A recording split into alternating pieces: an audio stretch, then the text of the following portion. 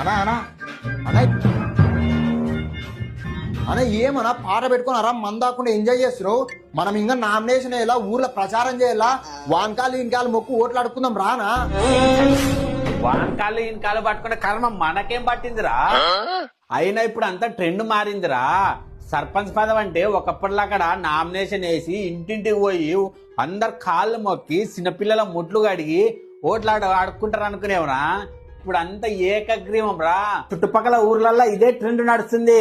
మన ఊర్లో కూడా ఏలంపాట పెట్టిండ్రి. ఎవరెవరు సర్పంచ్ పదవులకు నిమ్మడారనో వాళ్ళ కళ్ళు ఏలంపాట పెట్టిండ్రి. నేను పోయింటి. గుడికి 20 లక్షలు, మసీద్కి 20 లక్షలు, చర్చికి 20 లక్షలు, కులం కింద అని పెట్టిండ్రి. మొత్తంగా 65 లక్షలు కట్టి పాడేసిన.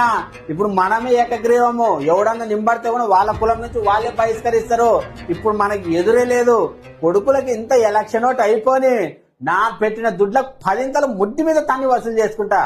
అప్పుడు సర్పంచ్ నీళ్ళు వస్తలేవు, సర్పంచ్ రోడ్డు బాగాలేవని వస్తారు కదా, అప్పుడు చెప్తాను నా కొడుకులకు ఒక్కొక్కరికి. డబ్బు ఏ రూపంలో తీసుకున్నా అది లంచమే అవుతుంది. ఊరంతా ఒకేసారి కలిసి అమ్ముడుపోవడమే ప్రస్తుత ఏకగ్రీవం ట్రెండ్. ఎవరు ఎంత ఇస్తున్నారని కాకుండా ఎవరు మీకు మీ ఊరికి మేలు చేయగలరో ఆలోచించి ఓటేయండి.